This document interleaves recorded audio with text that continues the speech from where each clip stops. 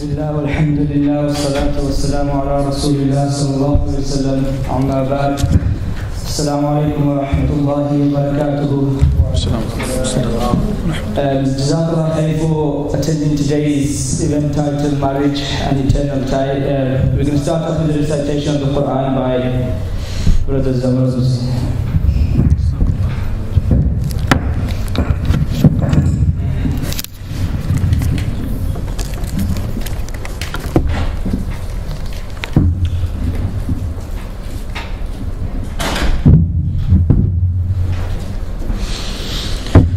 أعوذ بالله من الشيطان الرجيم. بسم الله الرحمن الرحيم. ومن آياته أن خلقكم من تراب ثم إذا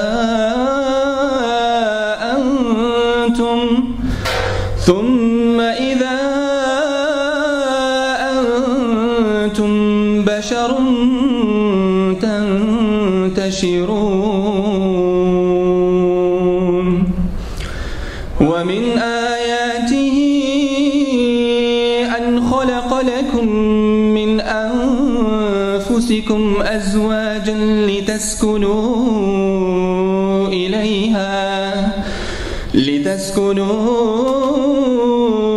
إليها وجعل بينكم مودة ورحمة. إن في ذلك لآيات لقوم يتفكرون.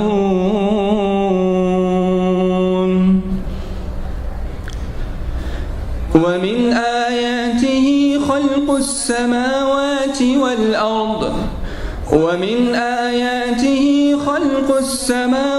والأرض واختلاف ألسنتكم وألوانكم. إن في ذلك لآيات للعالمين.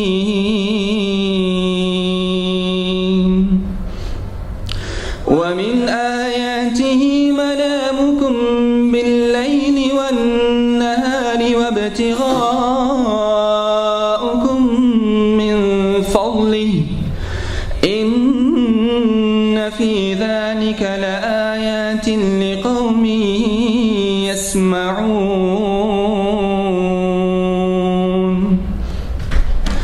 ومن آياته يريكم البرق خوفا وطمعا وينزل من السماء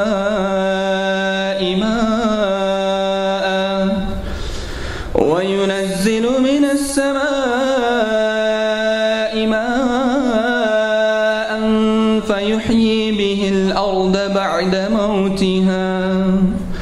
إن في ذلك لآيات لقوم يعقلون.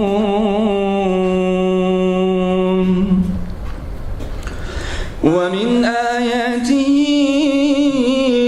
أن تقوم السماء والأرض بأمره ثم إذا دعاكم دعوة من الأرض إذا أنتم تخرجون.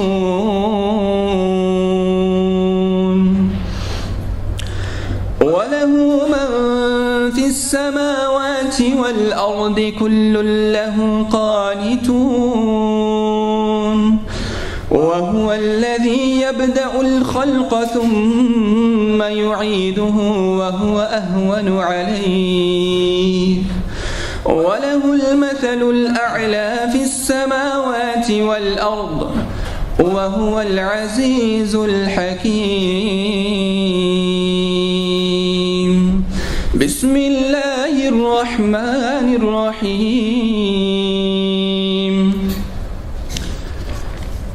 والضحى والليل إذا سجى ما ودعك ربك وما قلى وللآخرة خير لك من الأولى ولسوف يعطيك ربك فترضى ألم يجدك يتيما فآوى ووجدك ضالا فهدى ووجدك عائلا فأغنى فأما اليتيم فلا تقهر وأما السائل فلا تنهر وأما بنعمة ربك فحدث صدق الله العظيم. الفاتحة. Bismillahir Rahmanir Rahim. Translation of the verses recited.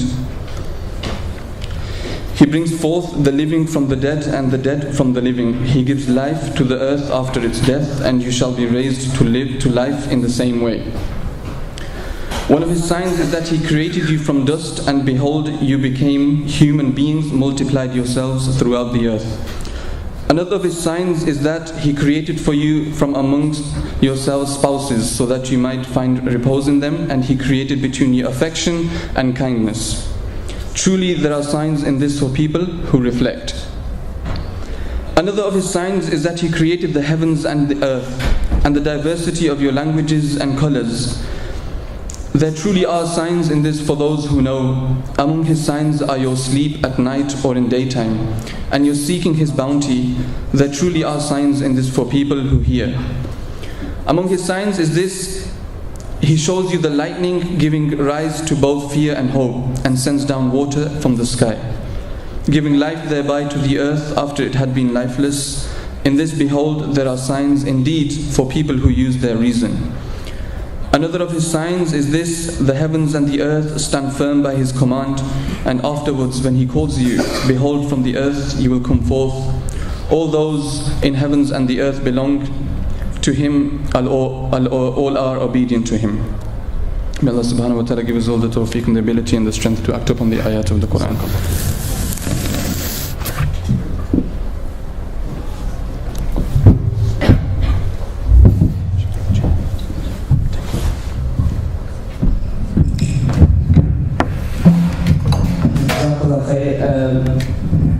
Next up, we'll have Brother Muqeed for a very short hadith.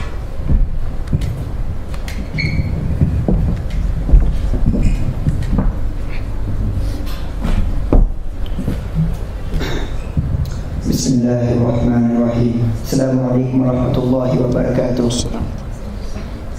The Prophet ﷺ said, a man marries a woman for 4 reasons: for her property, for her rank, for her beauty, and for her religion.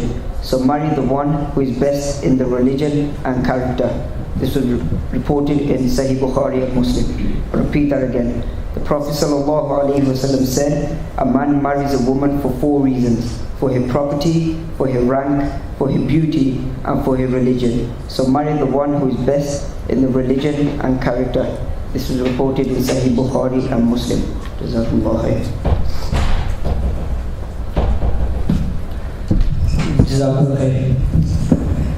And before we get to the main part of the event, there's just a few announcements that I'd like to make. Tomorrow's Arabic class is cancelled due to the brother not being able to attend tomorrow. There's a sisters event. I think the posters are on the side, I believe. The sisters meal out, so please attend to that. It's a good time for the sisters to get together and so on and so forth. Round after the semester, inshallah.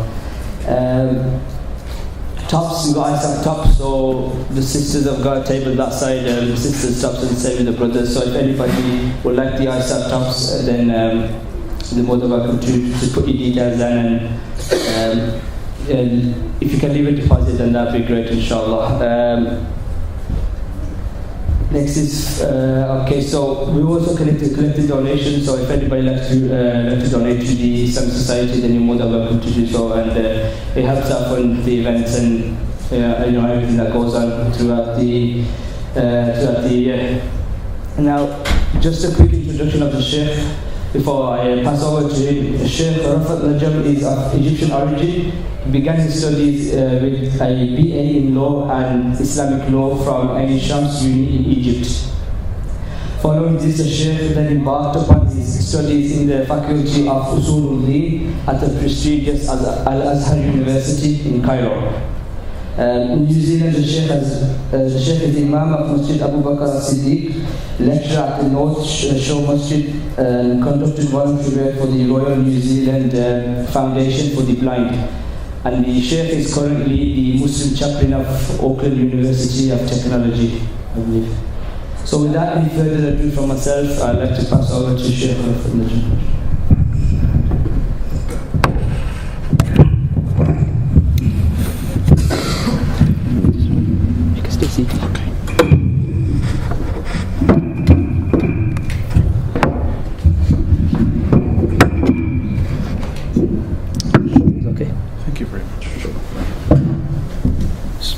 السلام عليكم ورحمة الله وبركاته. بسم الله الرحمن الرحيم. الحمد لله رب العالمين والصلاة والسلام على أشرف المرسلين سيدنا محمد وعلى آله وصحبه أجمعين. It is quite an honor to be here amongst you in this university. This is my second time to come here. The first time was in 2010. And thanks for the brothers and sisters who have organized that event. I'm going to talk to you now about marriage. And I think that this is a topic of interest to everyone.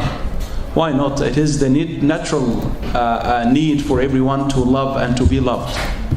Since we are born, we experience that love when we are received by our own parents, regardless of our own sex, male, female. Our parents receive us in a lovely way, showing their passion and love. And they have learned from the Prophet ﷺ that they celebrate that arrival in many ways.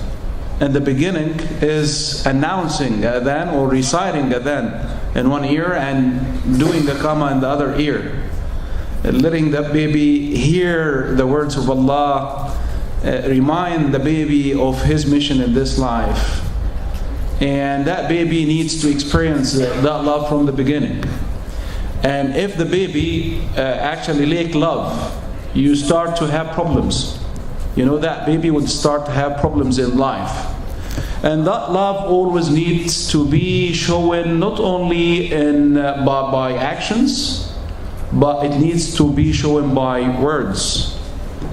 In our Muslim society or community, we are good at showing love through actions in terms of, I am the dad, I am working very hard to secure a good life for you, I'm working to make you, to meet all your needs as my son or my daughter.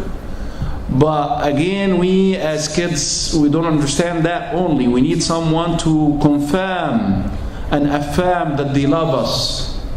And that's why to say to your kids that you love them is something vital in Islam. To play with them and have quality time is something vital in Islam. You might wonder, why am I starting with this, though the topic is about marriage? You will get to know that soon. Sayyidina Muhammad sallallahu alayhi wasallam would actually play with the kids, his own kids. And he was very cheerful with other people's kids as well. In Sahih al-Bukhari, you will find that the hadith narrated by a 5-year-old called Mahmud, who says that I remember that the Prophet of Allah sallallahu alaihi wasallam spit some water on me from a bucket close by, as if the Rasulullah was playing with Mahmud. You know, that was accepted in that environment, in that context. Sayyidina Muhammad tried to play with that kid. Sayyidina Muhammad himself used to play with Al-Hasan al-Hussein, his grandchildren. Sayyidina Muhammad would act as a camel, and they would go on the top of his back, alayhi salatu wassalam. Sayyidina Umar ibn al-Khattab used to actually play with his kids and kids of his kids, grandchildren. And one day, one of the people whom he has appointed as a ruler somewhere in Iraq, not sure exactly, came to see him playing with the kids. So he said, you are playing with your kids? He said, yeah, I am. So what do you do? And we're talking about Sayyidina Umar ibn al-Khattab. A very strong character, as you know. But no, he had quality time with his grandchildren to play with. The guy didn't like this. A very rough guy. Sayyidina Umar asked him, what do you then do with your kids? He said, if I get from the door, the one who's standing would run away. A tough guy. Some people try to act tough to enable themselves to have a strong position, whether it is in the family, at work, wherever. But this is not right. Sayyidina Umar said, if you are not merciful to your own kids, how can I trust that you are going to be merciful to the ummah of Muhammad sallallahu alaihi wasallam? Because he appointed him as a ruler, and then he sacked him off. He fired him from the job. You can't, you know. If you're not kind to your kids, how are you going to be kind to ummah of Sayyidina Muhammad sallallahu alaihi wasallam? You can't. No. You know, if you're not kind in your house, you won't be kind outside. And this is the beginning. Allah subhanahu wa ta'ala says in the Quran, as my brother recited, وَمِنْ آيَاتِهِ أَنْ خَلَقَ لَكُم مِّنْ أَنفُسِكُمْ أَزْوَاجًا لِتَسْكُنُوا إِلَيْهَا وَجَعَلَ بَيْنَكُمْ مَوَدَّةً وَرَحْمَةً. The Quran indicated 3 pillars for a successful marriage. What are these? What are those pillars? As follows in order. Second, mawadda, rahma. What does that mean? Second, contentment, serenity. The word second in Arabic language itself means stillness. You know, when you are still, you are second. When you're not moving, you are peaceful, that you feel content and still. Right? So it's a contentment, or we could say serenity, or even peace. Second. Now, if I don't have second before I get married, it would be very difficult to develop it after I get married. So from now on, how many people here are not married? Pretty much everyone. Allahu Akbar, mashallah, except only one. Everyone. Allahu Akbar. How many people here are looking to get married? Nobody's gonna put their hand on? Yeah? Very few, subhanallah. Nobody wants to get married except few. I don't believe you. I'm not saying that you're lying. Maybe you are shy. Second, now I need to experience serenity and contentment even before I get married. If I have witnessed some mistakes in the life of my own parents, right? It doesn't mean that I have to repeat the same mistakes in my life to come. And guess what? It is not an excuse for me to say that this is the way I have been raised. I am unable to make any changes in my life, and my partner needs to just accept me as I am. Well, indeed, yeah. If he loves you, if you love him, yeah, that is going to happen. But it doesn't mean that you take this as an excuse not to develop yourself to attain peace, contentment, and serenity before getting married. Second, and then the second is mawadda. Mawadda means the highest level of mahabba, highest level of hubb, love. And try to observe this: contentment, love, and then rahmah, mercy. Can you observe that Allah mentioned love in the middle between contentment and mercy? As if love would always or need always to be nourished by contentment and mercy. Before I get married to someone, I need to remember that I am a human being. And I need to remember that I am a Muslim who's supposed to just take care of those pillars. Second, mawadda rahmah. If the level of mahabba or love or mawadda is dropping, I need to remember that I shouldn't behave in a way which clashes with contentment and mercy. Remember that this lady whom I'm living with as my wife, or to my sisters, remember that this man whom I'm living with as a husband is a Muslim, is a human being. And I need actually to be merciful when I deal with my spouse. I need to be merciful. Sayyidina Muhammad sallallahu alayhi wa sallam said, Irhamu man fil ard, yarhamkum man fis sama. Have mercy on those who are on the face of the earth, and Allah in the heaven would have mercy on you. And He said also, Man la yarham, la yurham. The one who doesn't have mercy towards people, Allah won't have mercy on him or on her. So we need to have this mercy, to experience mercy in our relationship. How can we experience this again with our own spouse if we don't have mercy from the first stage before getting married? You know, when you are very stressed, when you are very annoyed, when you are very angry, when you are depressed, the best solution and remedy for this is to help a poor person or to put your hand on the hair of an orphan. It's like cuddling them. It's like giving them some mercy. It's like saying that we care, I care about you. Sayyidina Muhammad indicated in one of the hadith that when you just touch the head of a yatim, an orphan, Allah subhanahu wa ta'ala would give you a lot of good deeds. And Allah will take away the stress from you. So now if I don't have that mercy, if I don't enjoy it, I am going to make the life of my spouse piece of hell. So if I don't have it now, I need to reflect and say that, oh, am I a merciful person? And if not, I need to develop that. And the brother, my second brother started with hadith that indicating why would men marry women for 4 reasons, as reported by Sayyidina Muhammad. But there is another hadith indicating or directed to women about men as well. You know,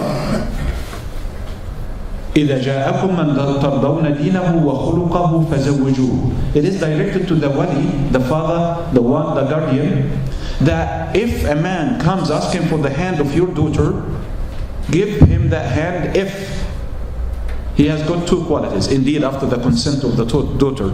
If the daughter say that I'm not interested in this guy, they say, no, you have to listen to me. That, but no. I know you don't know anything. Okay, Dad. I'm not gonna getting married to this person.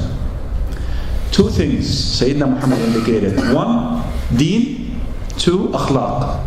إِذَا جَاءَكُمْ مَنْ تَرْضَوْنَ دِينَهُ, deen, religion, وَخُلُقَهُ, morals, فَزَوِّجُوهُ. Why didn't Sayyidina Muhammad say that if someone comes with deen, accept him for your own daughter? Because apparently he should be very good in deen. He's doing his salah, he looks like a religious person. But when it comes to akhlaq, morals, no morals, or very low one, then in this case one cannot trust him to be the husband of his own daughter. Does that make sense? You know, how can you know about that person whether he is good, has akhlaq, high akhlaq or not? You need to do a lot of investigations. You know, it's not like, you know, you get to meet someone, you know, the guy looks very handsome and he is a cool person, and this is enough in itself to make me decide to get married to. Wrong. Or the guy find a nice, pretty girl, and this is the main thing he would concern about her or about getting married to her. Wrong. It is totally wrong. You know, the body would keep changing. Your body now, how you look now, is not going to be the same after 30 years or 40 years or 50 years. Things are going to keep changing. 1, 2. You don't know what is going to happen. So you're not getting married to someone because of their physique only. Well, that could be one of the reasons. I'm not saying get married to someone whom you define as ugly, all right? Whom you define, because beauty and ugliness is something which is quite tricky in our eyes as human beings. But what I'm saying is that you have to keep in mind that that person should has got 2 things, as Sayyidina Muhammad advised you, deen and akhlaq.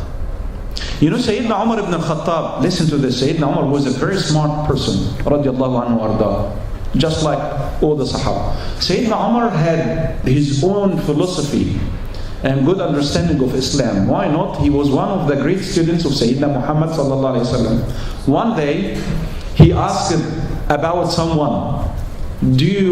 Does anyone, he was asking the congregation, knows that person? It seems that that person was actually asking for the hand of someone. One said, yes, I am Ya Amir al-Mu'mineen. He said, you sure you know him? He said, yes. He said, have you traveled with him? He said, no. He said, well, do you live next door to him as a neighbor? He said, no. He said, well, have you dealt with him in money business? He said, no. He said, well, how come you say that you know him? Sayyidina Umar, you know, it's just, he deserved that, you know. How come you know that you know him? You might have seen him in the masjid reciting the Quran, moving his head. He said, yes, yes. He said, you don't know him. You don't know him. So how are you going to know your spouse before getting married to? Don't expect me that I'm going to give you hints or a homework to do. You need to develop this yourself. This matter is different from a context to another, from time to another. You know, in the East is not the same like the West.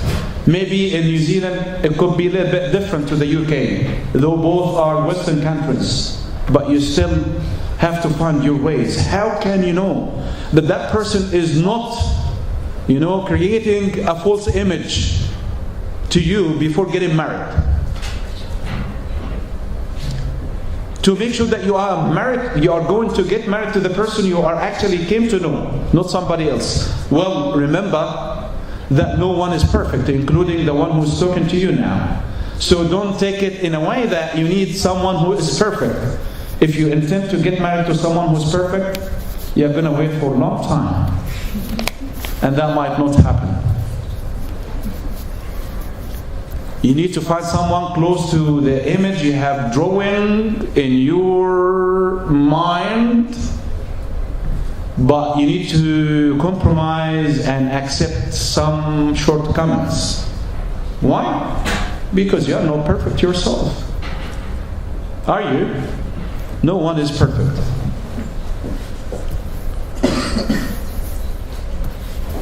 Marriage.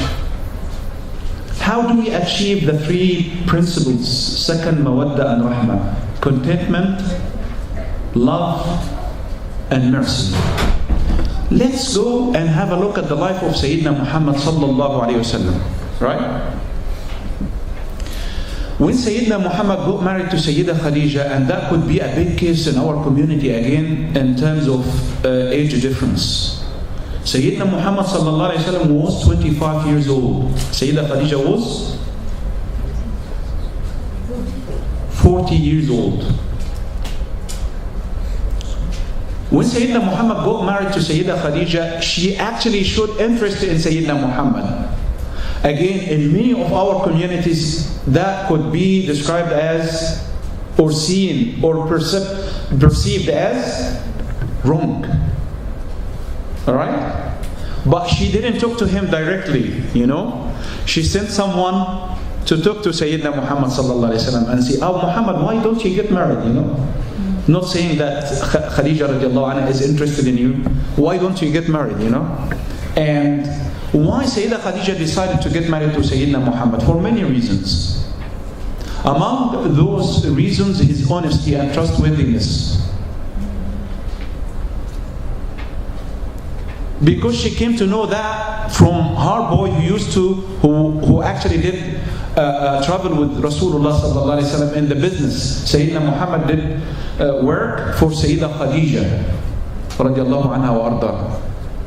Sayyida Khadija was a businesswoman who used to manage her own business, and she would hire men to do the business for her. So she would give you the money, you would go in a caravan, you go to Syria, you get some goods, you come back to Arabia, you sell those goods in return of others or in return of money, and so on and so forth. After getting married to Sayyidina Muhammad sallallahu alaihi wasallam, she showed all support and love, contentment and mercy towards Rasulullah sallallahu alaihi wasallam before Rasulullah becomes Rasulullah. And Sayyidina Muhammad showed her that love in return. All the kids of Rasulullah were from Sayyida Khadija radiallahu anha, except one, except Sayyidina Ibrahim. That was from even two other kids from her who died, but Sayyidina Ibrahim from Maria the Coptic. Maria, another way of saying Maryam. But in Egypt they used to call Maryam or Mary in English, Maria. And it's still in some Latin America they give that name to their kids and they mean Maryam, the mother of Sayyidina Isa alayhi salam. As many of the Egyptians, not all of them, were Christians before Islam, before they become Muslims. Some used to be pagans as well, worshipping the ancient gods and stuff in Egypt, ancient Egypt.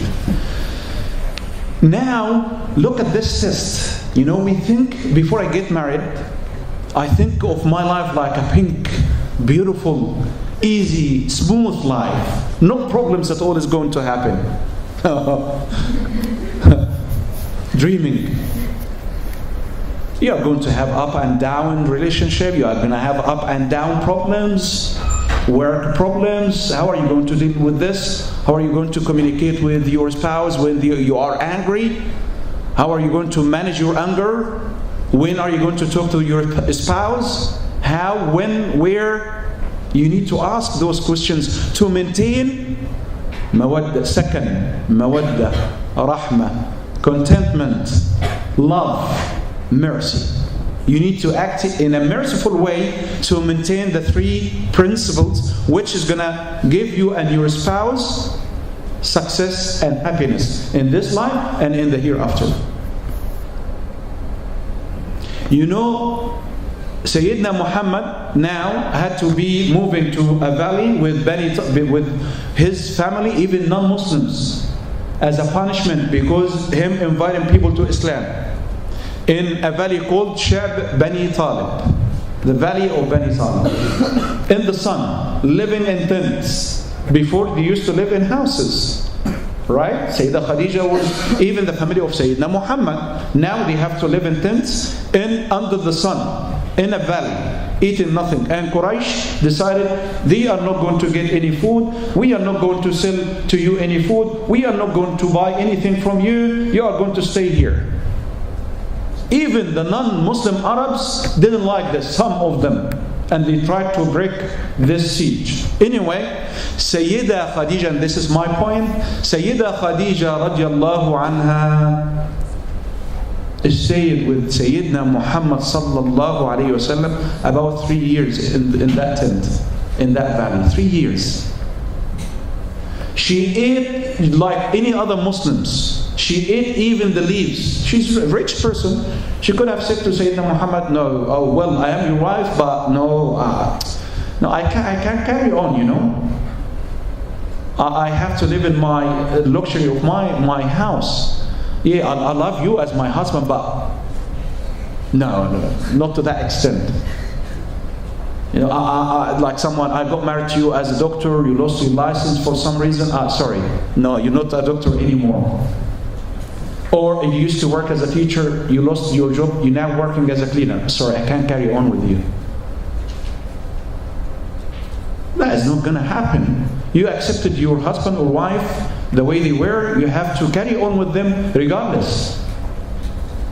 As long as you have second mawadda rahmah. Second mawadda and rahmah. Sayyidah Khadija died. It was said in some of the resources that one of the reasons that she died at that age because of that assumption, and she didn't eat well. That was the last year before Rasulullah moved to Medina. When he went in that year, Amul Huzn, the year of sadness, because he lost his wife and uncle Abu Talib, but mainly his wife. That year was known to Muslims and in Islamic history as Amul Huzn, the year of sadness. How many people, when they lose their spouse, would call the year Amul Huzn? Maybe some people would call it Amul Farah, the year of happiness. Oh, I got rid of her at least. Oh my God, at least, at last. Or the other way around. Oh, he was a horrible husband. Many people, if you ask them, do you like to be do you like to be the husband of your wife in Jannah? Say no. Vice versa, same thing. Do you want to have the same dua as your husband in Jannah? Enough to live one hill, I don't want to live another hill. Jannah is not supposed to be hill, If I find him in Jannah, I take a ticket to somewhere else. But not to Jahannam, inshallah. May Allah, inshallah, get all of us to Jannah and admit us all to Jannah. So now, after Sayyidah Khadija died and Rasulullah migrated, and after nearly 3-4 years, no less, 2 years, Abu al-As, the husband of Sayyidah Zainab, the daughter of Sayyidina Muhammad and Sayyidah Khadija, was captive, was actually captured and became a captive, right? So his family had to send some stuff. Sayyidah Zainab, his wife, sent some stuff to her husband who fought her dad, Sayyidina Muhammad. She sent some of the gold which belonged to Sayyidah Khadija radiallahu anha. Sayyidina Muhammad spotted the gold in the middle of the circle, and he felt very sad. He remembered Sayyidah Khadija. He would always mention her name. Look at this love. She died, but the love never died. I'm giving you 2 examples for this. This is the first. Second, what did he do in the first situation here? He said, Ayyuhan nas, all people, if you would love, you may take the money and set Abu al-As free. But if you please, just let him go and give him the money. Because of the gold belonged to Sayyidah Khadija. It's just not about the money, it's about that gold which actually made him remember his beloved wife. When Rasulullah migrated back to conquer Mecca, and then he forgave the people, do you know the first night where Sayyidina Muhammad stayed in the first night in Mecca? Not in his house, nor in any houses of Mecca. He ordered the Sahaba to set up a tent by the graveyard of Sayyidah Khadija radiallahu anha, and he spent the first night there. How many people would do this? If I do this, I might be called insane or in the modern age now. You're staying in the cemetery for a night? Well, Rasulullah done that, but no one can dare and call him this. But maybe because of the ignorance that you don't know, you would call me insane. But that shows the love Sayyidina Muhammad had for his wife, even years and 10 years, nearly 10 years after she died, because he died in that year. After he had done Hajj and came back to Medina, Sayyidina Muhammad sallallahu alayhi wasallam has died.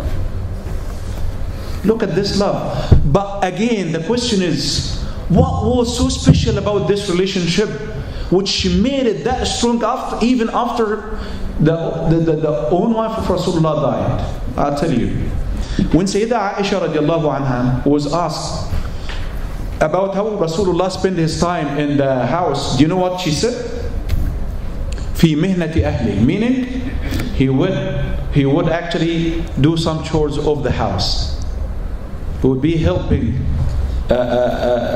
his wife. I know that sisters are very happy about this, to hear that. And they might actually use that as an evidence that you have to do some chores. And you might be giving, washing the plates or dishes, which I actually hate myself. And I'm mentioning this to you, but I'm not the perfect person in doing this in reality. So I am not a hypocrite. But I try my best to help from some time to time. The problem is that sometimes the way we have been raised, back home in Egypt, nobody would just even... I won't actually go and make tea for myself. So when I migrated to New Zealand 19 years ago, I stopped. That wasn't practical. I should have been told, no, you have to do 1, 2, 3. But that wasn't the case. If I ask for a cup of tea, I would have it. A cup of coffee, I would have it. Treated that way. And once I migrated and I started to live by myself with somebody else, and it came to cooking. I don't know how to cook, but I'm ready to eat. Definitely ready to eat, but I can't cook. So my friend was an engineer by profession, Egyptian, was very patient with me. He cooked for a day, another day, a third day, for a week. He said, no, come on, you need to cook. I don't know how to cook. He said, well, I will teach you. And he taught me how to cook. Right? I started to cook for me and him.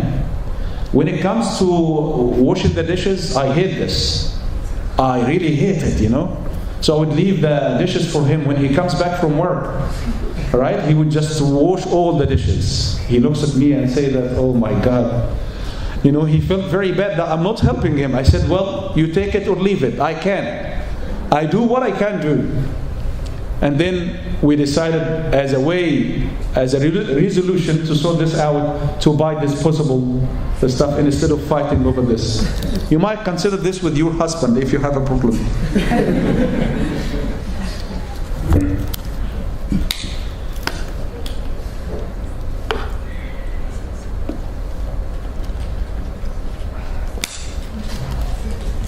Sayyidina Muhammad would clean the house sometimes, sew his own clothes and milk the sheep and give it to the household. He would fix his own shoes. He even taught some of the Sahaba not to ask anyone. He taught some of the Sahaba tarbiyah, some, not all the Sahaba.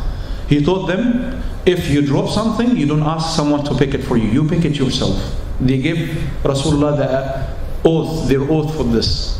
So they never asked anyone for anything till they died. Maybe it's about teaching us to be self-sufficient and try to do our own selves. That doesn't mean that you don't even seek support and help when you are stressed from someone, indeed. This is how love evolves. It's by giving, not only taking. And you need to give. Indeed, you will get if you are dealing with the right person, right? But you need to give. And again, in our communities, we have some problems. We are kind as Muslims. We are nice. We are generous, mashallah. I was in Jordan giving some donation from here to the poor and needy, mainly from the UK. We were just representatives. Mashallah, many of the UK people, Muslims, are very generous. They try to help, even from Australia, from New Zealand, from everywhere. But you guys are quite generous. But again, generosity should be shown not only in terms of money. You need to show that love by saying, and this is to my brothers, you always, your wife would expect you to confirm and highlight that you love her from time to time. If you stop saying that you love her, she might think that you don't love her anymore. And men are not quite the best in expressing their love. Maybe before getting married, yes, but after something happens, We have a proverb in Arabic, I don't know whether it is suitable to translate it to you or not. In my Egyptian slang. Before they get married, the boy or the fiancé boy, the male, talks too much to his fiancée, the female. And after they get engaged, not married yet, engagement, the girl talked too much to the boy. Nobody listened to them in the first stage, second stage. But after they get married, the whole ummah of La ilaha illallah hears them fighting. So there is no fighting at the time of knowing each other after the engagement, but the fighting starts after getting married. Why that happens? And through my own experience, humble experience of about 19 years in New Zealand, I found the following. The reasons for misunderstanding, problems, fighting, divorce, mainly is communication and greediness.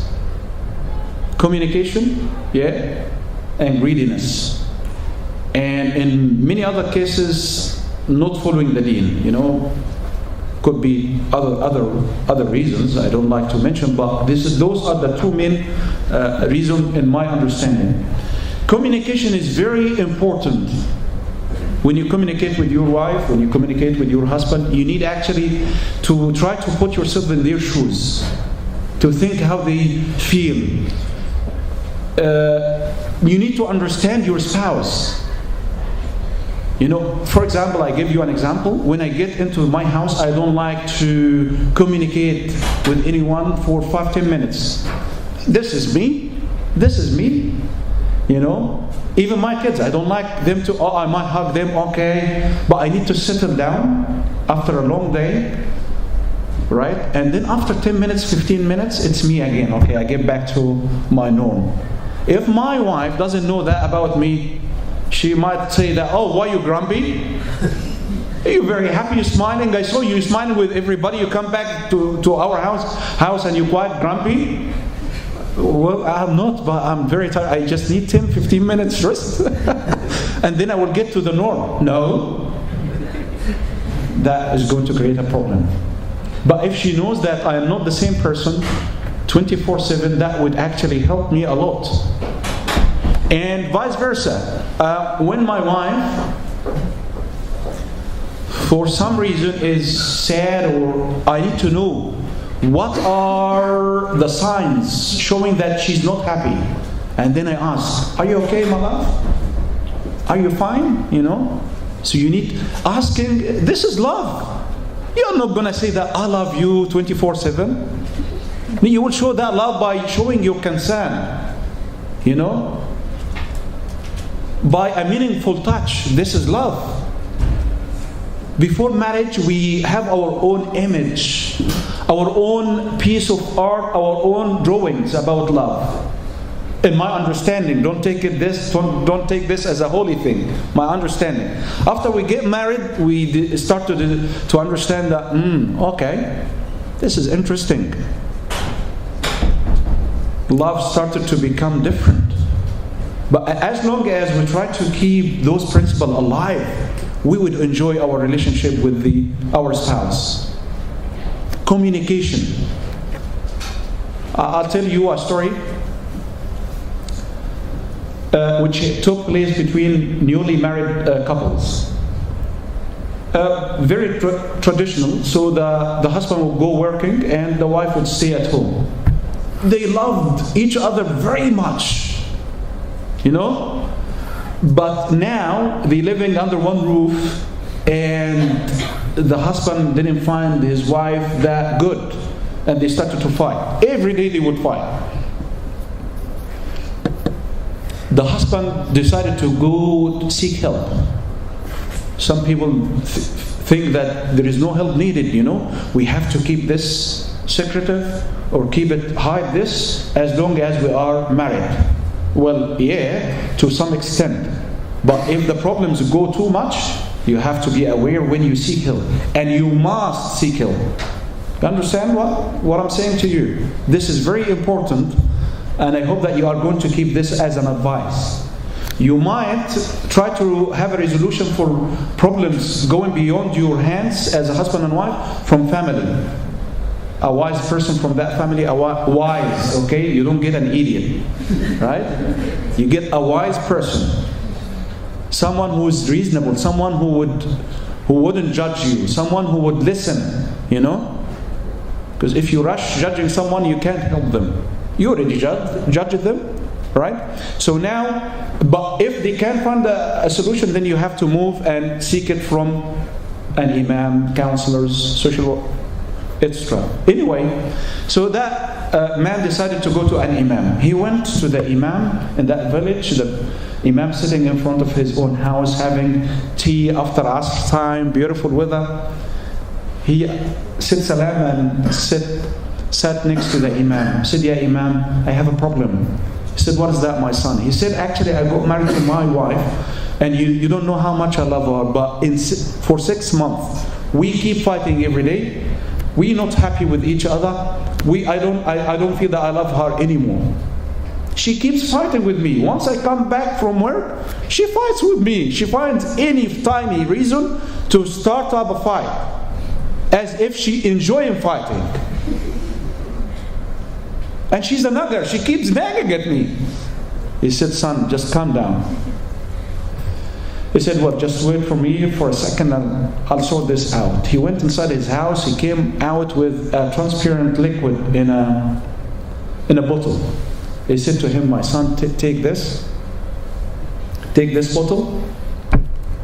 Every day after you come back from work, before getting into your house, you have to take that medicine. You have to take it, but don't swallow it. Just keep it, hold it for 15 minutes. I said, "Okay, you think that's going to work?" He said, yeah, inshallah, it's going to work. You come back and tell me." So the guy, after he came back from work, before entering the house, Bismillah, he took some. He opened the door, "Why you late?" "As usual, you are late." He wants to talk back to her, but he's unable. The imam told him to hold the medicine. And then he went to rest. "Oh, are you watching TV now? See? La hawla wa la. I am staying like a slave here, and after you come back from work, keep leaving me by myself for 9 hours, you coming back to watch TV?" He wanted to talk to her and fight back, but he can't. The imam told him not to. One day, second day, third day, she started to feel shy to talk to him in that way and that tone. And their life started to be sorted. He went to the imam and said, "Jazakallahu khayra." What was in the medicine? He said it was water, actually. It was water from the tap. I thought that your wife is feeling bored. She wants to talk to someone, and you're working most of the time outside the house, and that's why she reacted in that way. So again, communication, understanding, listening. If you are not able to listen to your own emotions, how can you listen to the emotions of your spouse? Are you aware of your emotions? Do you know when you get angry, what happens to you? When you're stressed, do you feel stressed early? Do you have early signs which you can feel that you are going to be stressed? You need to be aware of yourself, aware of your soul, aware of your body. Your body could actually complain. You don't listen, you get tired, you get sick, because you don't listen to your body. Have you tried to listen to your body? No, you're not going to listen to your body that way. So you need to listen to your spouse as a way which is going to lead you to a successful life. Sayyidina Muhammad sallallahu alayhi wa sallam would say to Sayyida Aisha radiallahu anha, our mother, that I know when you are happy with me and when you are angry. She said, "How come, Ya Rasulullah?" He said, when you are happy, you say, no, by the Lord of Muhammad, la wa Rabb Muhammad. When you are angry, you would say, no, la wa Rabb Ibrahim, no, by the Lord of Ibrahim. He said, Ya Rasulullah, I only don't mention your name, meaning that you are in my heart, but on my tongue I don't actually mention your name, but I still love you, So again, Rasulullah was able to analyze his wife and know how his wife feels. And when she's angry, how she acts and reacts. We need to know that. Without this, you cannot have a successful life. I've been talking for a long time now. At the end of my talk to you, I ask Allah subhanahu wa ta'ala to give you the right spouse. Someone whom you are going to enjoy the life with, someone who is going to live with you in contentment, love, and mercy. Before I go, my brothers and my sisters, this has been done by the sisters, by the way. It's a form. If you'd like to get married or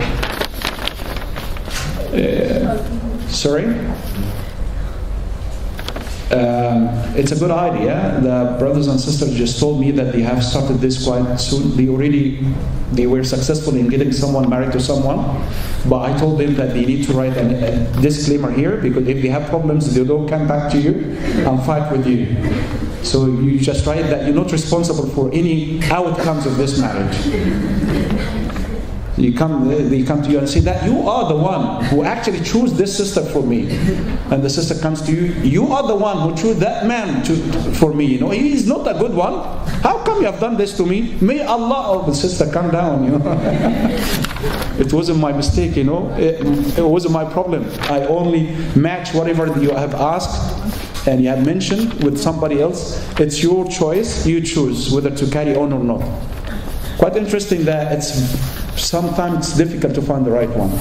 So you might actually consider this. Why not? And then I think the brothers and sisters or the brothers here are going to get in touch with the family or somehow.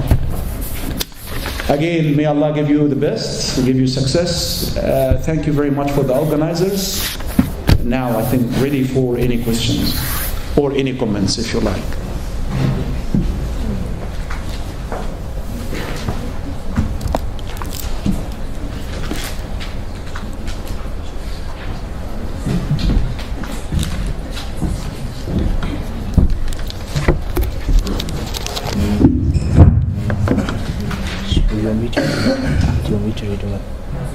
Yes, please.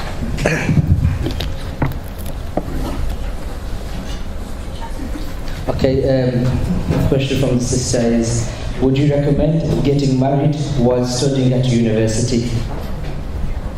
And do you think it's important to marry someone from your own culture? Okay, we have now two parts of the question. In the question, we have A and B. A timing of marriage. This is a very important point to be raised. What is the right time to get married? When you feel that you are mature enough, responsible enough, you can take care of a cat and a plant in your house, that could be a good sign that you might be a good spouse. But if you have a plant which is going to die because you're not watering it, or a cat which is abused because you are neglecting it, then you're not ready to get married. You might think this as, come on. But I believe that you need to be responsible for someone. And if you are, and you think that as a woman or as a man, you can take care of your spouse, then it is the time to get married. It is the right time to get married. In my culture, my auntie, I attended her marriage. She was 14, and that was legal, by the way. Or even not legal, who cares? She got married when she was 14 years old, mashallah. She has got now grandchildren. And it was a successful marriage. She's a lovely lady. But she was able to take care of a house. And I'm talking about a context and a culture, okay? We cannot apply everything here to the UK, nor, because this is recorded, nor, don't take this as I'm promoting marrying illegal underage, okay? No, it's an example, okay? Because I know you guys ready to take anything in the wrong direction. And life was fine. But now you might get married to someone, right, who's 30 years old, but he's acting like 18 years old. Or you married to, like, it could be a brother, it could be a sister. So again, it's about maturity. Second point, can you marry from the other culture, or is it okay? Is it important to marry someone from your own culture? Is it important to marry from someone? What is your culture? I'm not talking to the first generation here. You could be the second or third generation. So what is your culture? You have developed a new culture.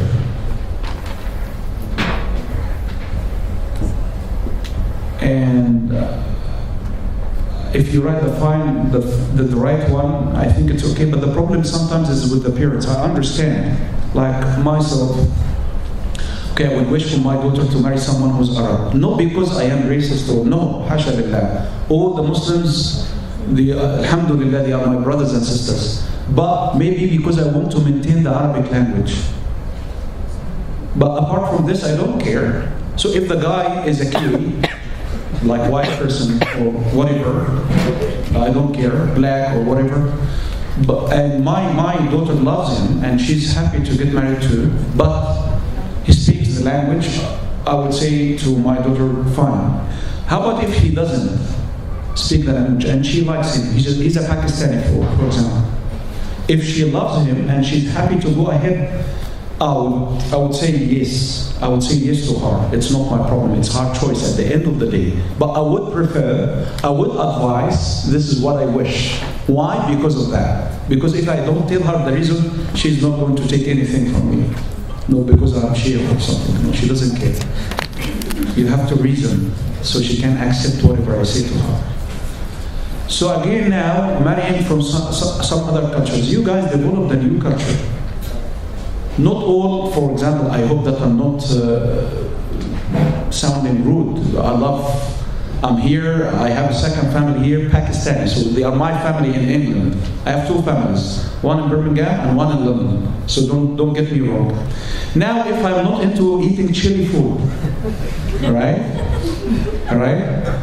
And I want to get married to a Pakistani sister, is that a big problem? Well, I have some sisters who belong to Pakistani family, but they are not into chili food anymore because they have been raised here, born here and raised. They cannot afford any chili. So I thought that, okay, so it's not only me, right? But having said that, we have some differences in terms, where are you going to stay? Are you going to stay with the family? Is that part of the culture? Like, if this is part of my culture, you need to stay with my mom. That could be I was told by the brothers that in most cases it's fine, but in some other cases it's not, so again, compromise. I don't think that there is any problem to marry from outside as long as the family is happy, because again, you're not going to get to marry someone and stay away from the family. So again, try to pay some attention to this. May Allah give you the best. Okay, the next question from a brother. Is it possible to meet a potential partner before marriage to see if you are right? Again, ask it again, sir.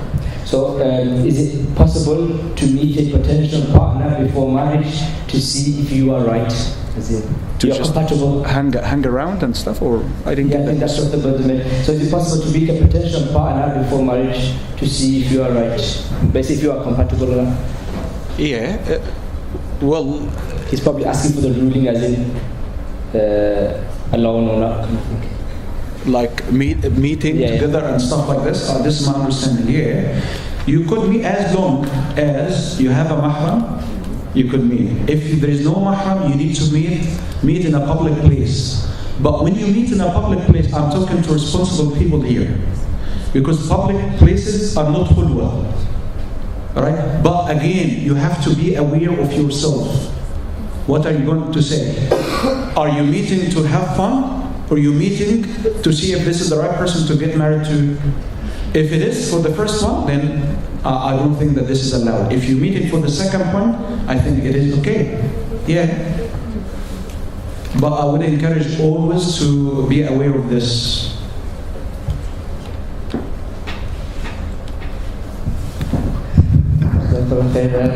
If a sister is in a situation where her father is not present or is not a practicing Muslim and her brother is too young to be a wali, who then can act as a wali? You go to the Imam of the Masjid. He's going to solve this for you, inshallah. Okay, what is the best way to ask for a sister's hand in marriage if you do not know any of her walis? And would you approach her to get any details of a male guardian? How do you approach? I would take this as somebody is asking me from an Islamic perspective. Otherwise, that happened back in New Zealand, and it's sometimes awkward.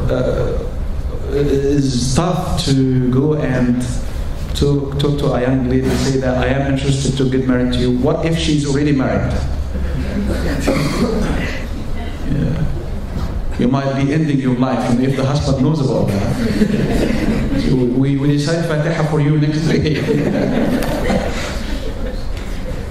One brother approached me and said that there is a sister whom I actually feel like towards her, and I would like to.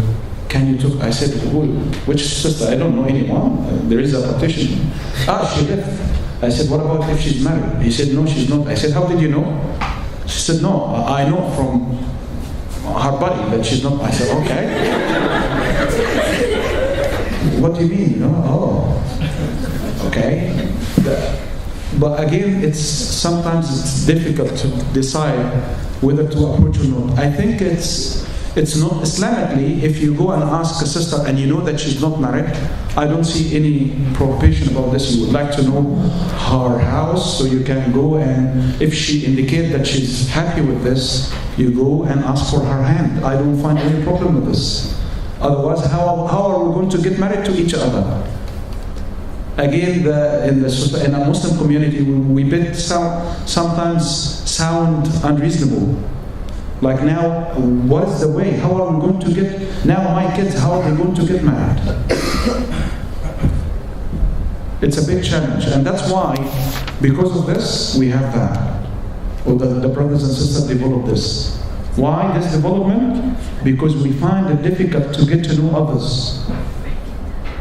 You know, in the non-Muslim community, they might get each other in a pub here and there. We are not allowed to go to those places. We don't go clubbing. So how are we going to get married now?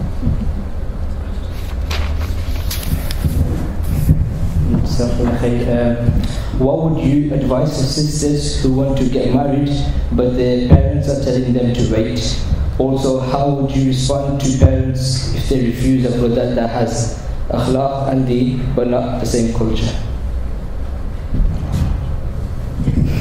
This is a tough one. Why would they say that wait? Because we have two parts of the question. They might have a point. I don't know, I'm just assuming because the person sent the question in a paper, on a paper. So I would imagine that could be a reason. Maybe they see this guy as he has no future, maybe. Because sometimes we tend to have our experience couldn't be sometimes as the experience of our own dads or moms. So they might say that guy doesn't sound like a good one. He's a failure. How he's going to take care of you?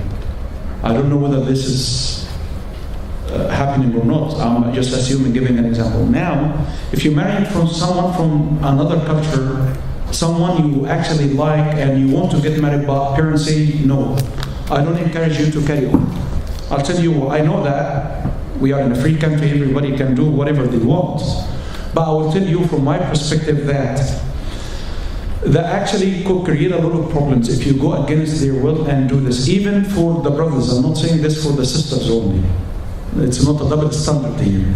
You found a sister from Indonesia, you are from Pakistan, you want to get married to her, parents says no.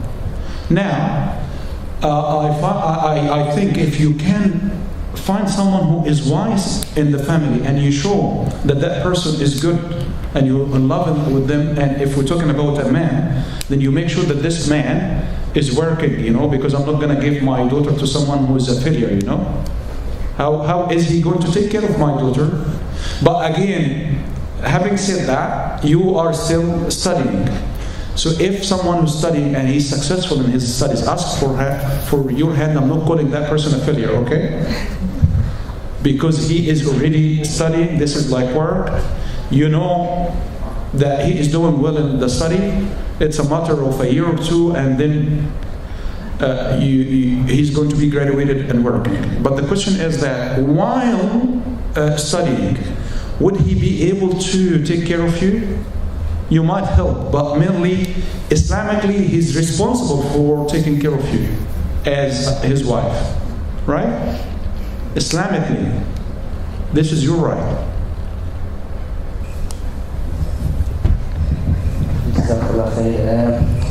How do you know if you found the right woman for marriage? How do I know? How do you know? When you have your heart beating very fast? This is a very fast definition of love, which I disagree with. I'm not claiming that I have answers for all questions, and I don't like to be one, but took my answers as reflections. I think that would differ from a person to another, but as I have indicated to you in the body of the speech,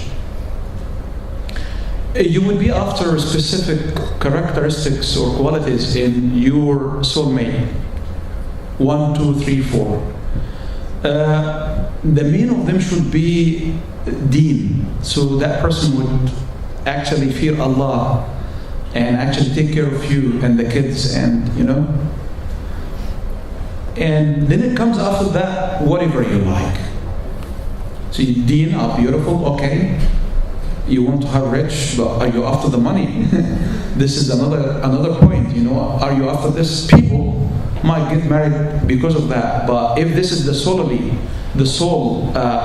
reason, then this is going to be a failure,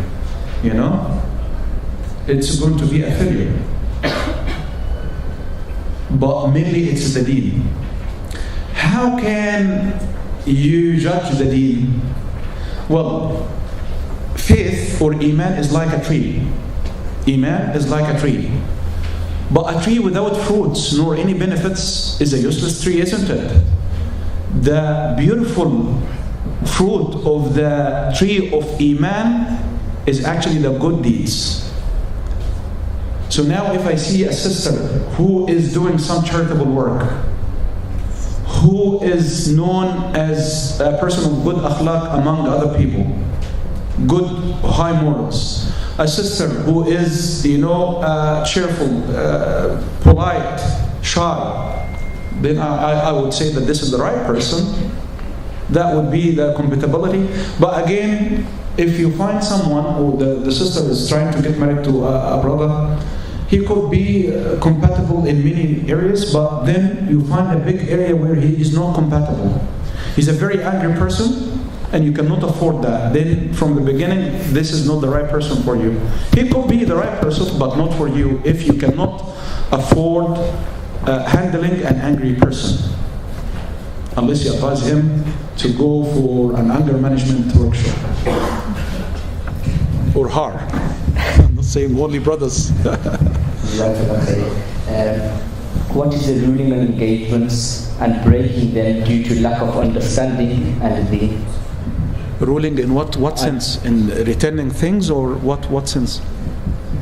Does anybody want to add to that? Okay, let me assume.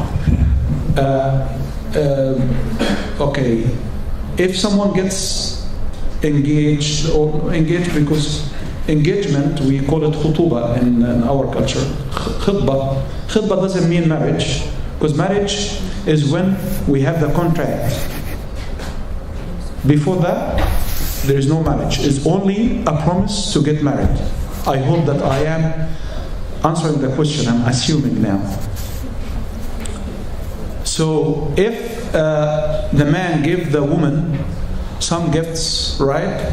If it is clothes, for example, and the clothes have been, made into dresses, the ulama scholars said that you don't return this, because it has been transferred from something to something else. But you give back the gold, you give back things which is not used, if you're asking about this. But I'm not sure if there is another point you are asking about. So I hope that maybe that person that can come to me after we finish, so nobody else would know. If you haven't got a job and no income, should you delay marriage? Say it again, sorry. If you have no job and no income, should marriage still be delayed? So you have no job and you have no income. Okay. How are you going to take care of your wife? I would assume that this is a brother. I know that there is an urge for us to get married, and I do respect this quite very much, as it is the nature Allah subhanahu wa ta'ala has created within us, ourselves. But the question is, how are you going to take care of your wife? If your wife feels that you're not taking care of her financially from the beginning, she won't respect you. Even if she acts like she respects you with due respect to sisters, she needs to feel that she has been taken care of. One of the signs that a person is using another person is that in marriage, is that they get married and he doesn't care about any finance. No problem. So that what kind of marriage we're talking about? So a man should actually Islamically take care of the wife. At least there is an agreement between the husband and wife. If they still studying, they are in love, they would like to get married, at least he should pay something, but not nothing, and come, and who's going to give him the hand of that daughter or that lady for him to get married to? She is already living in her own parents' house. She's treated like, mashallah, she has got everything. She getting her own pocket money. So you need at least to give her a pocket money. You need to pay for rent. She could help with some expenses, but Islamically it's not her chores nor her task. So I would say to that brother, make dua, do the dua. Allahumma aghnini bihalalika an haramika. This is only for sisters, not only brothers. If you cannot marry, you feel the urge, you make that dua. Allahumma aghnini bihalalika an haramika wa bifadlika amman siwak. You are seeking help from Allah subhanahu wa ta'ala to make you rich, that you are able to be satisfied in a halal way, not a haram way.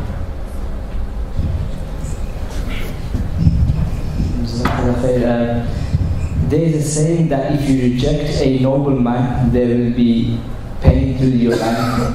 Do we Islamically believe this? And what is classed as a noble man? If you reject a noble man. Noble man? Yeah. What happened? So there's a saying that if you reject a noble man, right, there will be pain through your land. Do we Islamically believe this? And what is classed as a noble man? And yeah. I don't believe in classes, A noble man is the person who actually knows how to treat his wife, according to the teaching of Sayyidina Muhammad in the Quran. He will never hit her. He will never treat her badly, nor he would abuse her verbally. This is a noble man, in my eyes. He could be quite poor, only able to provide the basics, but who would be indeed better than a person who can provide a lot, but acting in a bad way abusing the sister. Me as a father, the first thing I would to make sure about my daughter getting married to someone is that this guy is going to take care of my daughter. She has never been hit in my house, so he shouldn't think about that. Otherwise, I just make an end of his life. I'll take him to court. Because I'm recording it. Within that question, it's what is the Islamic way of finding a husband? What is the Islamic way of finding a husband? Finding a husband. Islamic, again, that is quite a broad question. I don't know. What does that mean? Islamic way, is it from the sisters or the brothers? Sister. What is the Islamic way of finding a husband? I think I have touched on this, saying that in our community we have problems. We are not creating a safe gatherings, right, where people could actually find the right person. So how are we going to get married? So it's a bit negative. You have circles of friends and relatives, but outside the relatives, you have the circle of friends who come and visit you, you visit them. In most cases, we are waiting for someone, women or ladies waiting for someone to come and knock the door. Even though I said Islamically, Sayyidah Khadija approaches someone through someone. You could do this. Islamically it's fine. I know that culturally it's not fine. At least in my culture, which I don't know, but even my culture has changed. I have been away from my country in the last 19 years. So maybe now the girl would say to a boy that I am interested in you. I don't know, but I'm not encouraging the sister to do this again because of your shyness, and you preserve your feminism. But you still could do this through some middle people, right? And in general, if the person is interested, then he might see. To be honest, I don't have a good answer for this question. Apart from this, maybe through an imam as well. An imam whom you feel like he's going to treat this in confidence. An imam who respects you. An imam who's known that he would never talk about other people. Not like an imam where you come and tell him your story, your problem, and then next day you will find it in the TV, I won't respect that imam, I won't approach him.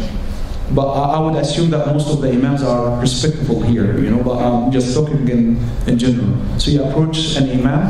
If you can do this, even through your family. But again, you need to write down what you are after. Because the sisters here desire qualities of the other party. Age, preference, nationality, family background, level of deen. Very tricky question, level of deen. He could say 10, not only 5. But I know that you said you need to be truthful at the beginning. And it's not your problem indeed, but yeah. That could be a good way to start with. May Allah subhanahu wa ta'ala give all my sisters good husbands and all my brothers good wives. If a brother can't have children, are you allowed to refuse a marriage proposal if he's not able to have children? Say it again. So if a brother can't have children, are you allowed to refuse the marriage proposal? Why would you? The person hasn't stated why. Can I see the question? Sorry. Children right. Which one?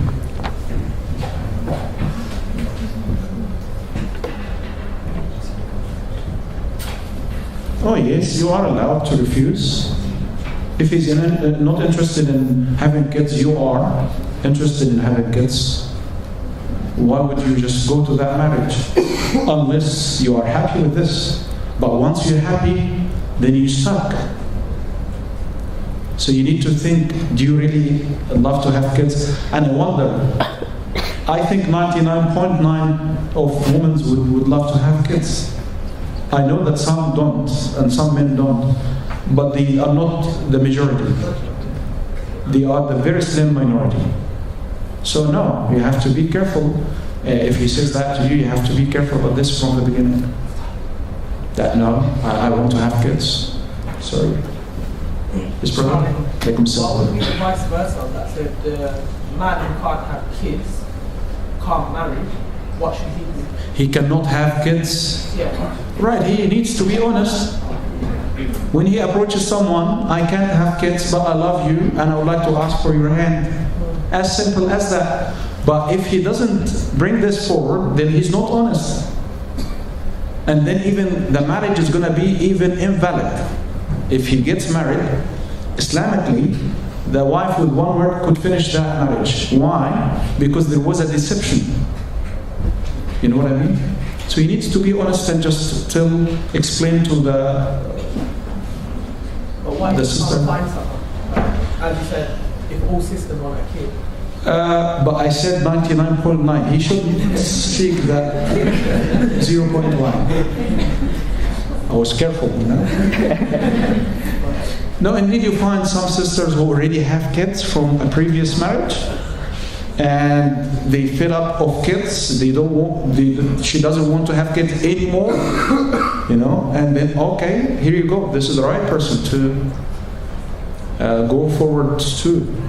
Honesty is a very important thing in a successful marriage as well, and it comes from the three principles. It comes from contentment. It comes from love. It comes from mercy. If you find a merciful, content, lovable person, he needs to be honest, trustworthy.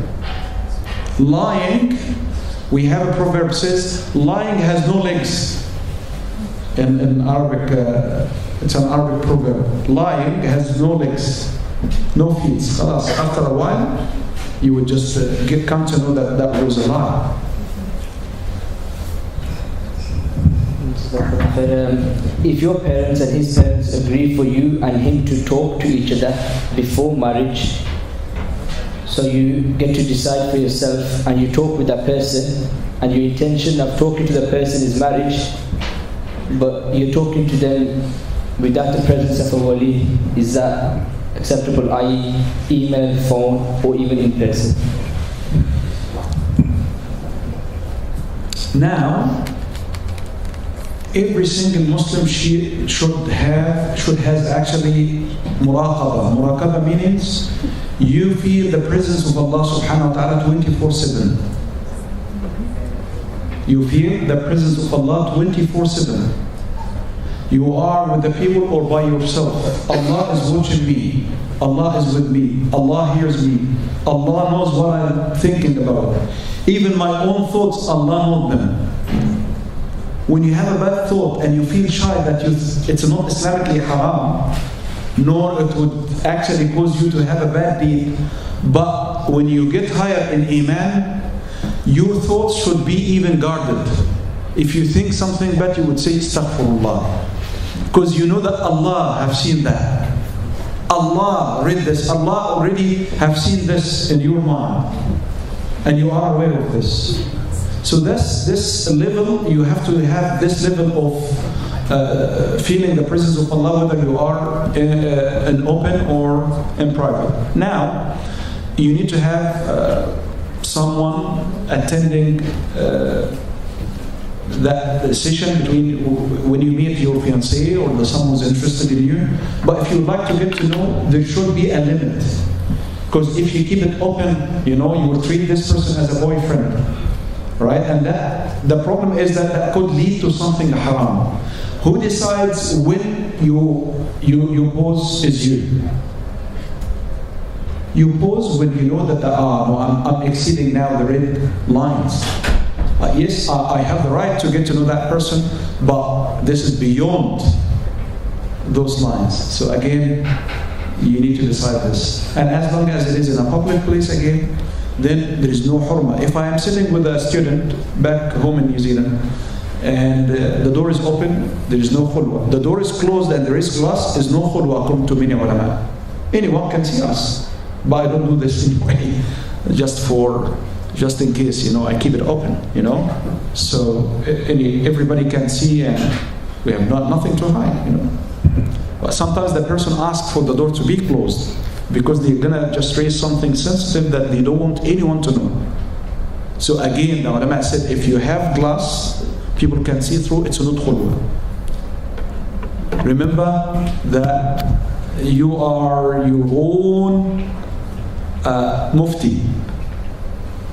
You decide, you say that, no, this is not enough. Jazakallah khair. That was the last question on the paper. If there's anybody else got questions, send the paper to you if you're shy. No? My question is, the problem I see is, the education. I mean, just having first degree is not enough. You need maybe masters, maybe you need PhD. So the question is, when will the marriage take place? Now, one solution is like me, what I did. I got married first and then I studied because I was not interested in studies. It's my wife who encouraged me, made the atmosphere so comfortable for me to study and all that. Study after a bachelor? Doing postgraduate studies? No, after marriage I did bachelor, master's. Allahu Akbar, MashaAllah. So, is your question what level of education one needs to have? No, what I'm saying, because of education, people might postpone getting married. This is not a question, okay. People might postpone the marriage due to education, yes, which is not a good thing. Yes. Right. So, my question is, people should not do that. They can get married and then even get educated after marriage. Indeed, as long as they are mature enough and able to take care of a family financially, spiritually, psychologically, mentally, indeed, yes, I agree with you. But in some cultures like mine, again, and it's good to take mine, so I don't I don't cause any problem to anyone. We take education as a must, and no, we wait till the daughters finishes bachelor, but I'm not that strong with it anymore, because I believe that if she's doing fine, if that boy is a good one, and he gave me his word that he won't stop my daughter from carrying on, not only stopping her, he needs to support her to carry on. He might not stop her, but he doesn't support her, so it's a problem. That would be fine. Yeah, Islamically, no, we don't have to wait till we finish bachelor and master and PhD. Yes. Because especially for a woman, if it comes to 35 years after that, giving birth is quite, scientifically, it's quite not safe. You know, you might have a problem, you might, yeah. And there was a question about a person who is maybe not employed or doesn't have money and all this, should that person get married or not? Now, right, risk is in the hands of Allah. Indeed. And I've noticed people who get married. Take my example. When I got married, I didn't have that much money.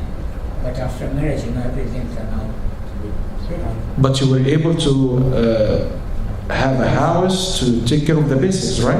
Yeah, but that's it. If a guy comes and he has nothing, and he doesn't have a job, he doesn't have anything. I trust in Allah. I trust Allah, but I'm not ready to give him my own daughter. I'm sorry. I indeed trust Allah, but Allah asked me to tie the camel. Through Sayyidina Muhammad, a man came to Rasulullah and said, Ya Rasulullah, I'm going to pray, a Bedouin. I'm going to pray. Shall I go and pray and leave the camel, or shall I tie him? He said, you tie him and you rely on Allah. So you don't rely on Allah and go and pray and leave the camel, so you come out, the camel is gone. But if you tie the camel and you rely on Allah, you have taken care of the reasons and respect them, because reasons have been created by Allah. So when I take care of them or follow them, I am not inconsistent with Allah's religion. Does that make sense? When Muslims disbelieved in reasons at all, we started to decline in our civilization. We have been told by our ulama, we should believe in Allah that to the extent that reasons are nothing. Reasons and causes are nothing. And believe in reasons as if it is everything. So we have to work very hard that we have the reasons, but we know that it's not working by itself. It's because Rabbil Alameen. It's because of Allah subhanahu wa ta'ala. Yeah, the problem is, a person cannot afford enough money to get married. Should that person not get married at all? That's a question. It belongs to No. If they are able to take care of the basics. I'm not saying a luxury life like the life of the Queen of England or the UK. No, I'm just saying basics. Because if he's not a hard-working person, he's able to have the basics, then he's not ready to get married. And he should seek Allah's help to help him to get married. No, once a person is married and his family and all that, he will, that's fine. Motivated. No, that's fine. Go and seek risk and all that, and will be well off. In this case, it's fine. If a person is alone, Right. has no job, do not bother, to seek for job and all that. Right. Because there is no commitments, there is no responsibility. No, if he's responsible and committed, alhamdulillah, then he deserves the hand of that sister. Again, from experience, what hurts me is that some people use actually our own sisters. I came across some very interesting things. I don't want to. You can plenty time. You sure? Yeah, sure. One of the classical things I came across, that pharmacist lady, and she didn't wear a hijab, right? And that guy married to her. He came from overseas. Through her, he was able to get the PR, and she found him a job. She was wrong in telling him every time that she's the one who gave him this and that. That was a main mistake of her.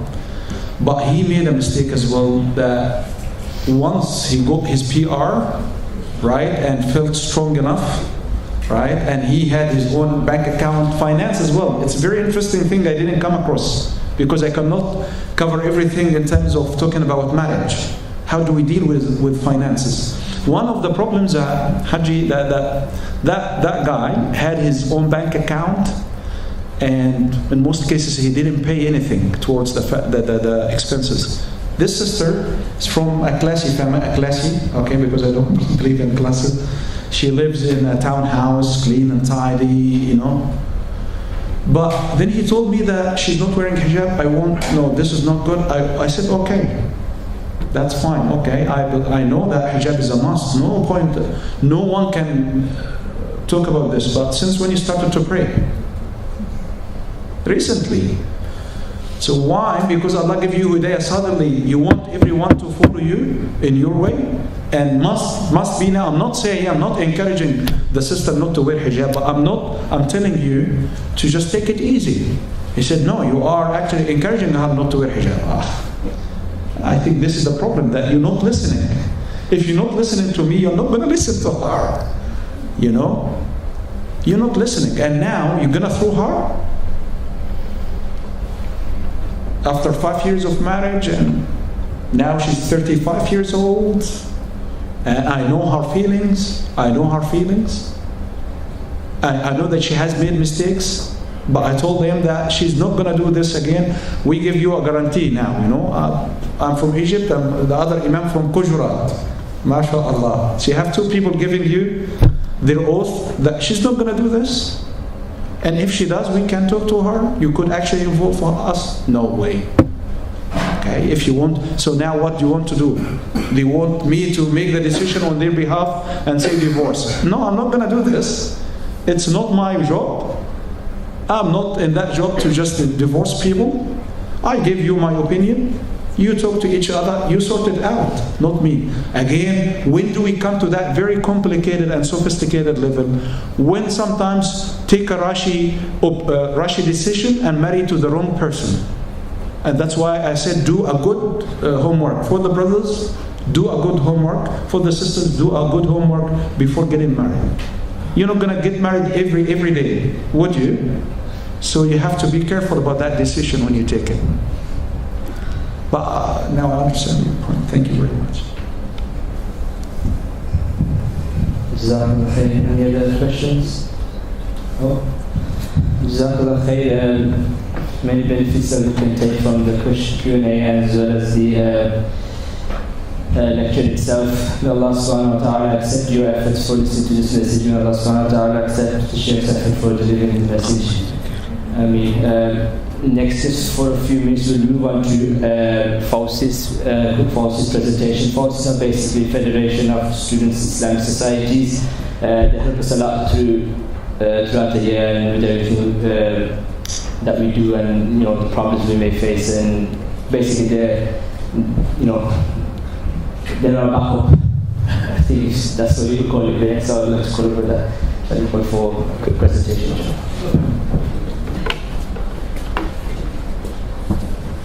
MashaAllah, after just did the presentation for me, I don't even come here anymore. But Assalamu alaikum. Assalamu alaikum, brothers and sisters. Alaikum assalam wa rahmatullahi wa barakatuh. We could do better than that. Assalamu alaikum.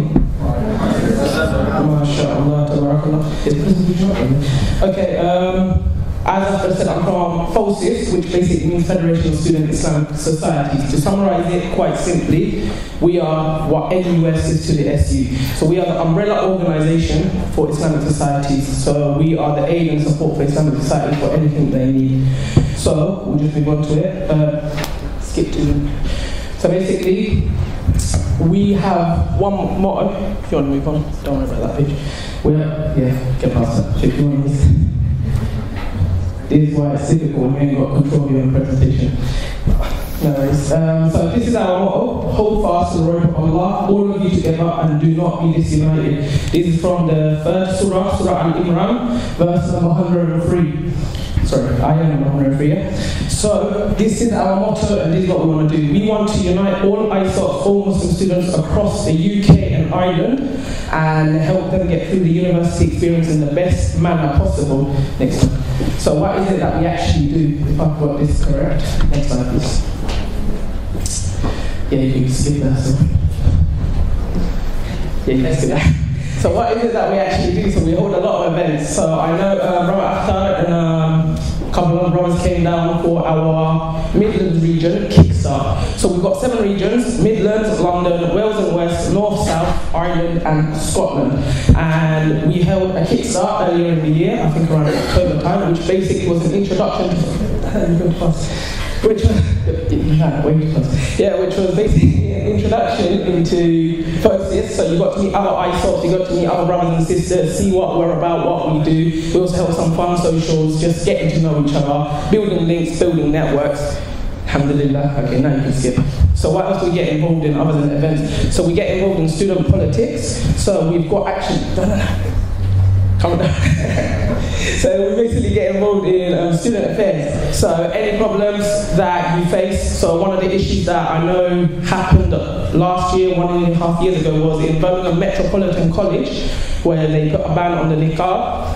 So this was something FOSIS got heavily involved in. We lobbied, we campaigned against this act, and I think within 2.5 to 3 days, they overturned the ruling. So alhamdulillah, these are the kind of stuff we get involved in.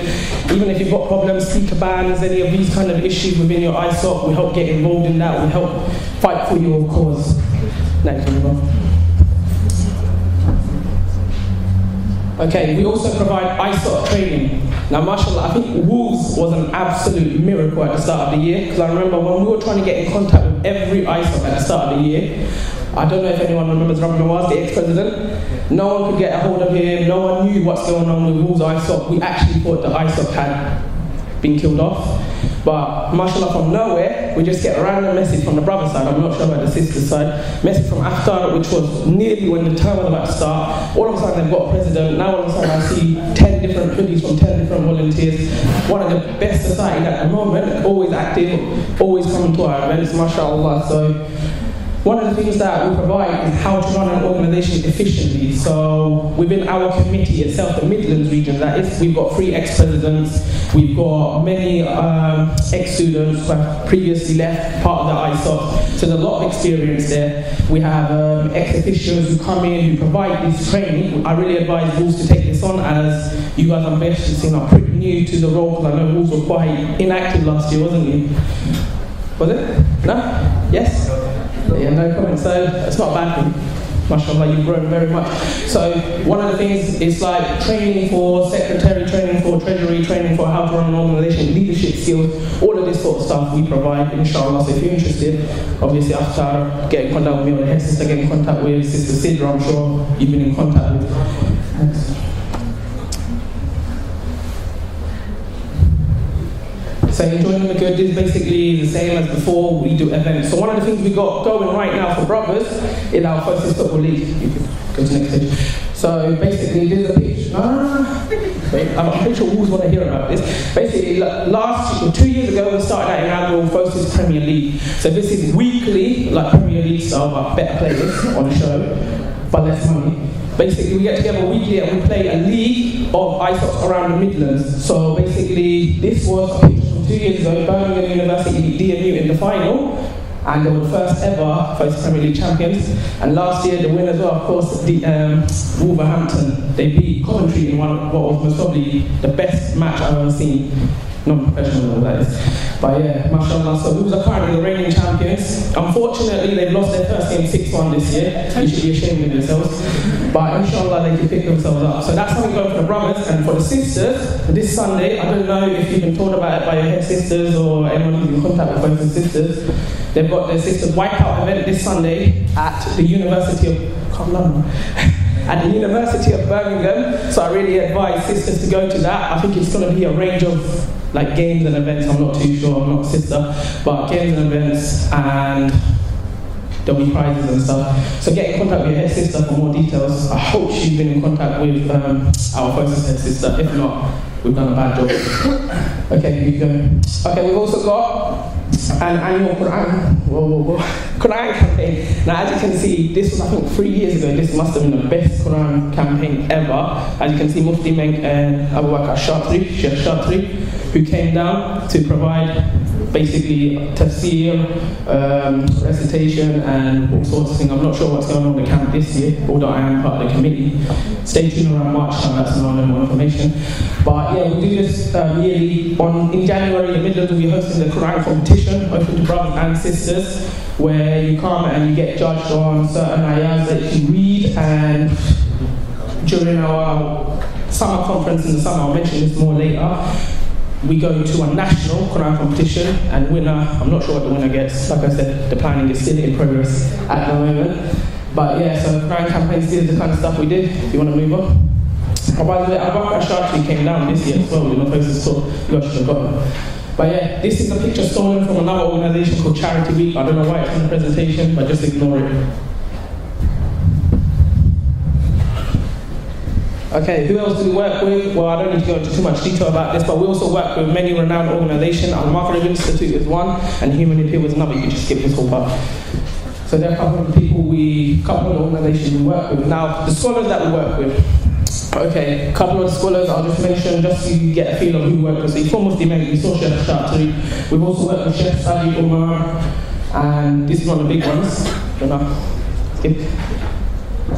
Exactly 50 years ago to around winter time, so December time-ish, winter conference, I'm going to mention that a bit, you guys got to listen to that. Malcolm X did a tour with FOSIS in our winter conference. He actually came down and he was one of the first, FOSIS was one of the first UK organisations that he actually worked with. I think shortly after his departure from England, during that time, I think he passed away, he got murdered.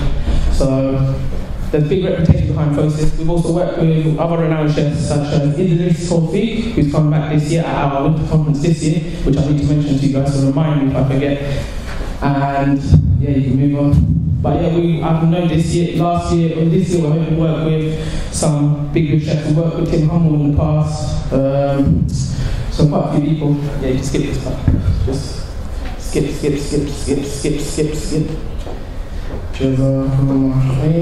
Okay, so one of the things that we really advise everyone to do is please get involved with your ISOCs, get involved with FOSIS. Obviously, don't get involved with us before you even know who we are. Get involved with your ISOCs, do the work. You can see what the amazing work that brothers and sisters are doing here. As you know, university can be the toughest time to go through Islamically, because the very first thing when I walked into university, the very first second is I got 7 different leaflets about 7 different clubbing nights, about how cheap each clubbing night is. So university is easily distraction for a student.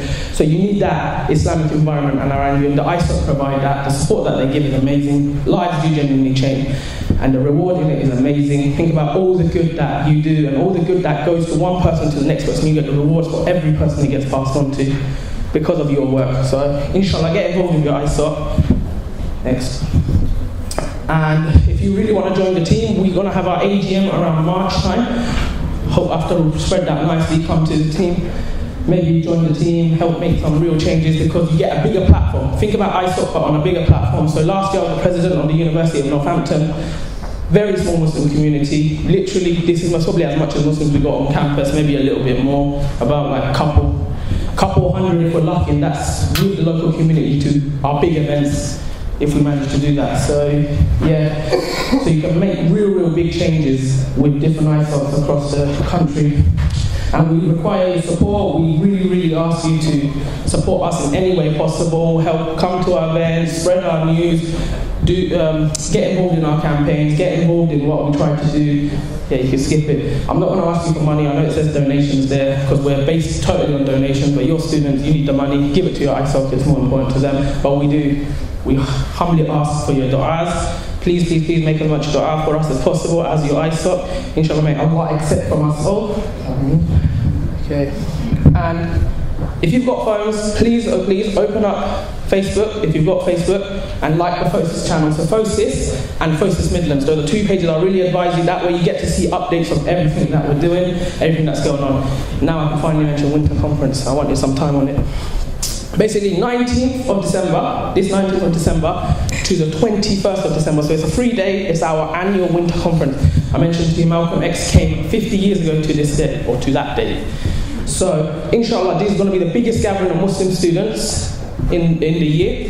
So we're hoping to gather around 300 Muslim students from across the UK and Ireland. Inshallah, it will be amazing. We're going to have workshops, we're going to have speakers. So speakers currently confirmed that Ilyas Kamani, I don't know if you know Ilyas Kamani from Bradford.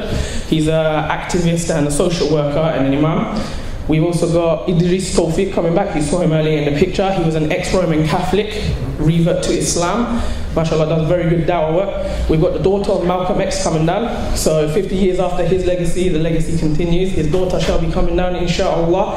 And we've also got Abu Abdullah Yunus. I don't know if you've ever heard of him. He works with GLM quite a lot. I'm not sure if you've heard of him. He studied in Medina University and he works for Al-Tayyib Institute.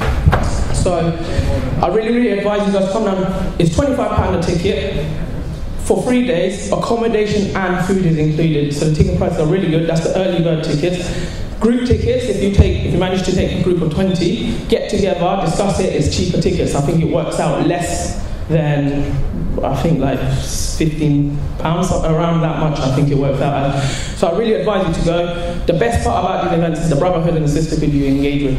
It is absolutely amazing. Imagine the brotherhood and sisterhood you have in your ISOC, so you have in your... Whoa! Okay. So imagine the brotherhood and the sisterhood you have in your little ISOC. Now imagine that on a grander scale.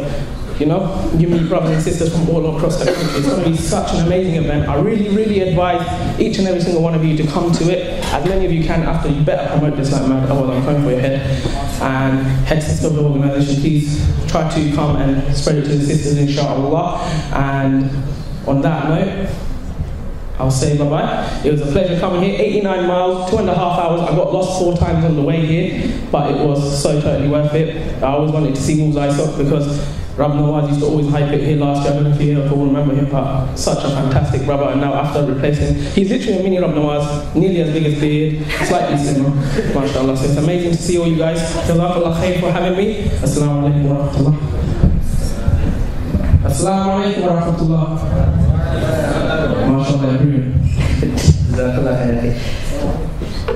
Okay, without any further ado, just one thing I forgot to announce at the start was, as you guys know, we had the charity week, and some of you probably don't know the total, but the total for this unit alone was 4,070. Can you come and see?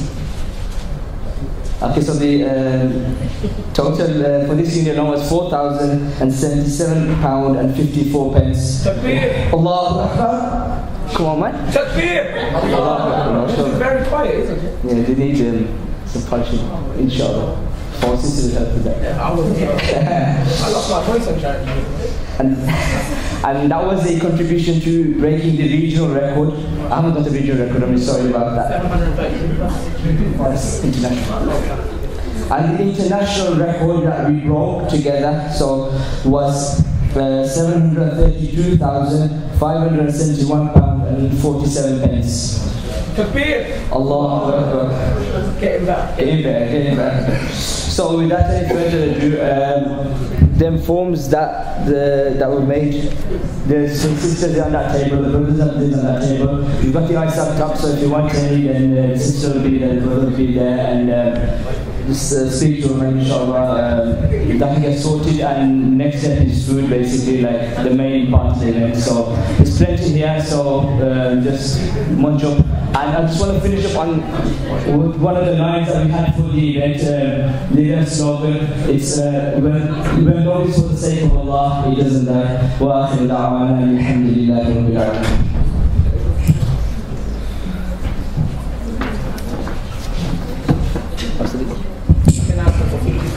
Food.